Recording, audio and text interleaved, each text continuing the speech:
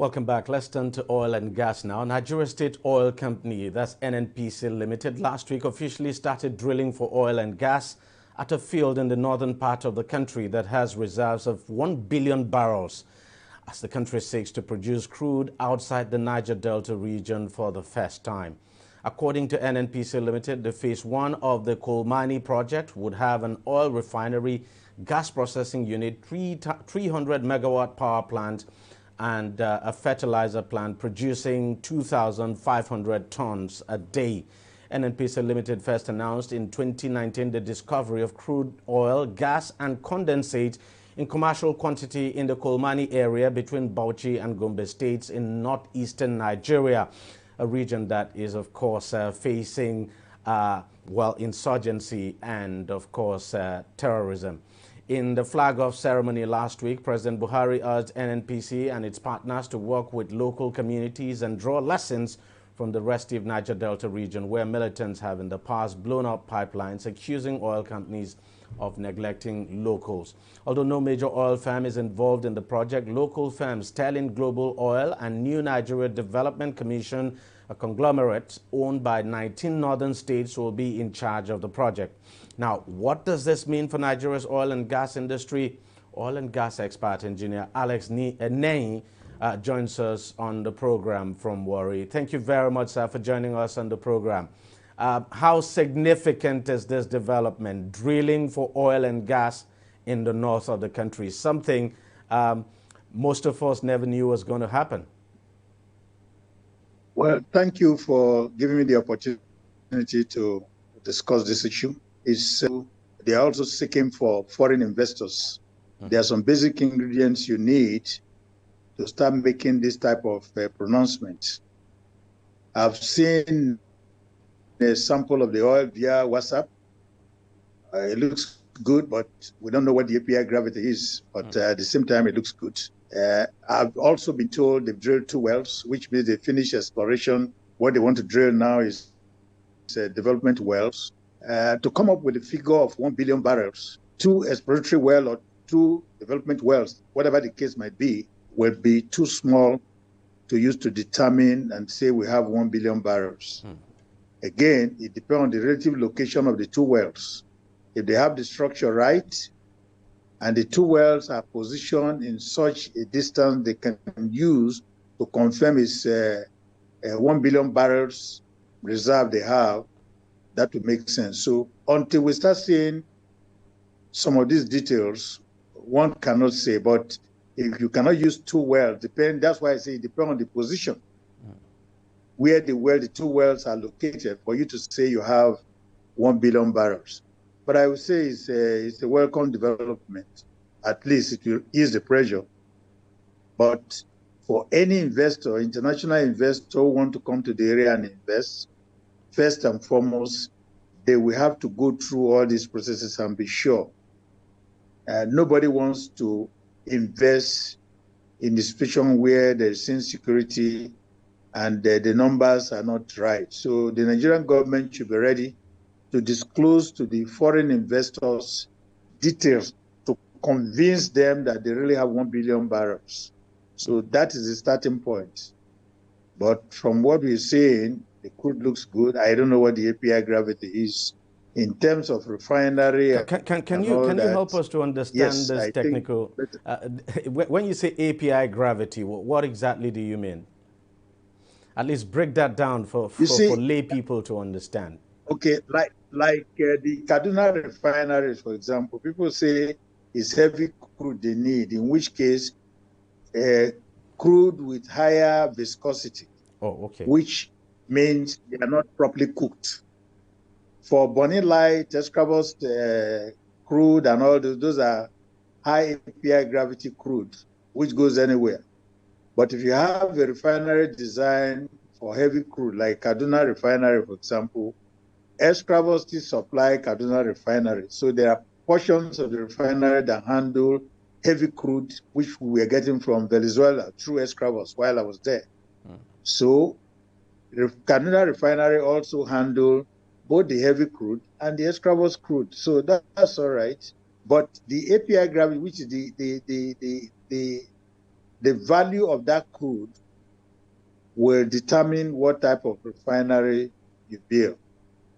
That's why I say we need to know the API gravity, which is like the density of that crude, to know exactly whether it is in the class of Bonilite or in class of Venezuela crude, which we're importing for heavy lubes and all that. So these are still details that we yet to see on the internet or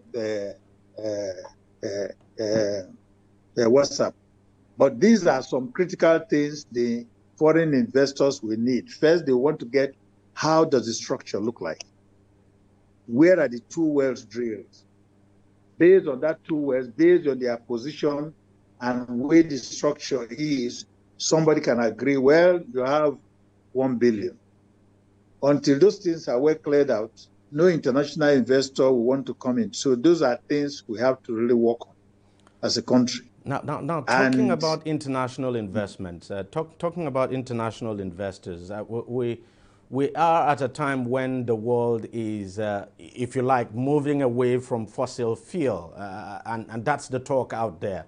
The world is it's moving away from fossil fuel. Some of these European nations, Western nations, have actually set deadlines for themselves. You know, deadlines now to completely move away from fossil fuel, and now we are discovering new oil fields. How difficult, under the circumstance, do you think it will be for us to find international investors? Well, everybody is watching the international game going on. You remember at one time they were talking about frack oil, in which case tight reservoirs with very low permeability, porosity, they frack it to bring out oil when oil was scarce. That happened. America did it. Even as a student in the university, experimental ones were done in the early 70s when we were in the university. But it wasn't right. When the price was right, then they go ahead and did it, and they use it to produce oil. America at one point was ready to export oil to other countries based on frack. Now, this concept that we are migrating from the fossil fuel to renewable, Nigeria still have a chance. Where are we? We are still importing petrol and all this. So if we put our house together and we know exactly what we're doing, with what we have, we should be able to develop this country, irrespective of what is going on. For the next 20 years, we're still going to be here. So we have to sit down and do our due diligence rather than just take things on the surface. It is true the rest of the world is moving to renewable, yes. You use what you have to get what you want. For now, we cannot compete with the international world in terms of renewable. We'll gradually go into it, but we still have crude. So let us get us together and do the right thing so that we can elevate ourselves. We can have electricity by ourselves without going anywhere, petrol, diesel, and all these things that we still need. These are things we can do, and we still have time. Since we have the crude, we can use it to develop ourselves and put in place all the new things we are thinking about. And we still have time. So the concept that the international investors will not come or these will not come, there's enough money already in the country. With all the stolen money we are seeing being released or whatever, what does it take to build a refinery? If we are very prudent, what will it take to build a refinery?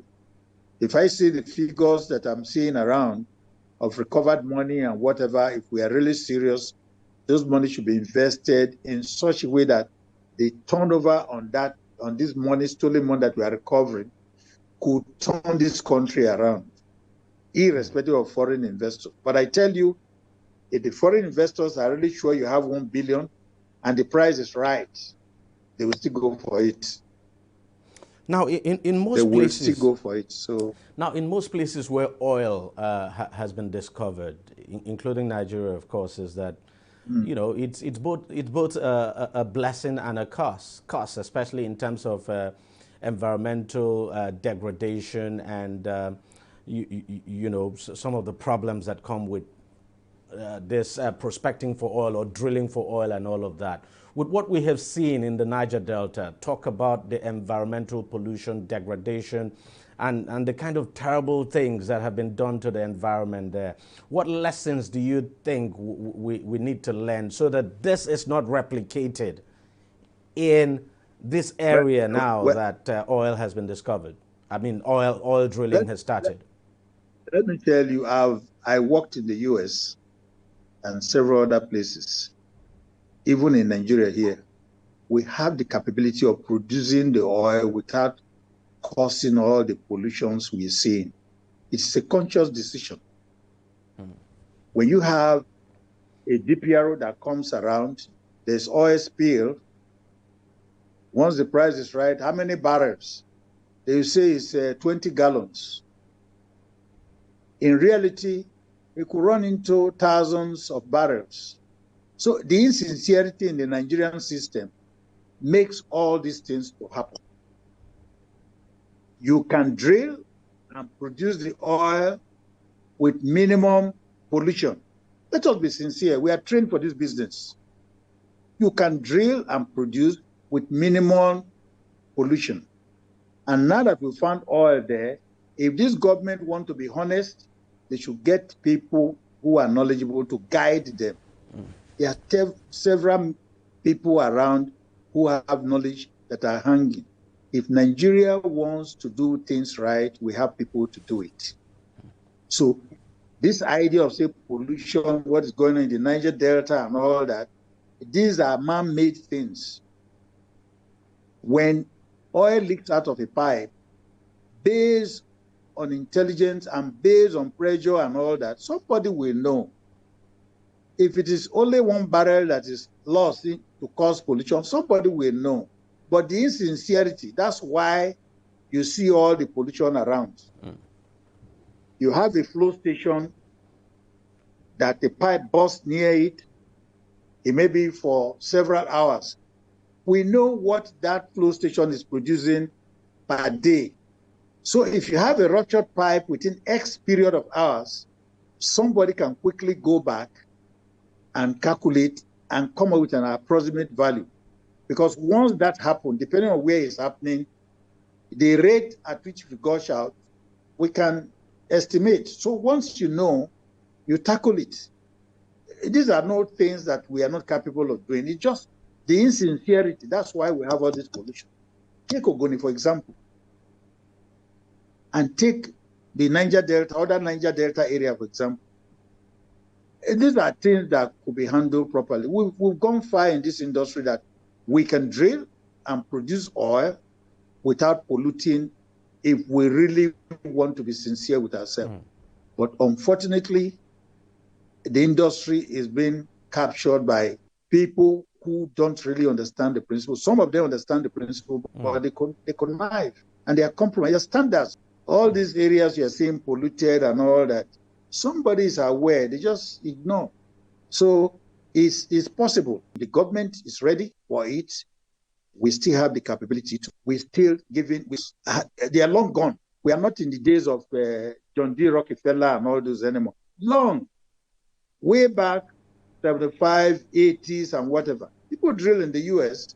When mistakes happen in the Gulf of Mexico, you see how they handled it. Exactly. So what is the difference? So I don't think it should be an issue. But the government has to put a square peg in square hole. You set up all kinds of boards, all kinds of people employed and whatever. What is the background? What do they know? There are a lot of people hanging out there that can salvage this country if the government wants to be sincere. So that's where we are. Okay. I don't see any problem. All right. Engineer Alex Ney, thank you very much for joining us on the program, and thank you for your insights there. That's how much we can take on the program this week. But thank you very much for watching. I'll see you again next week. Bye-bye.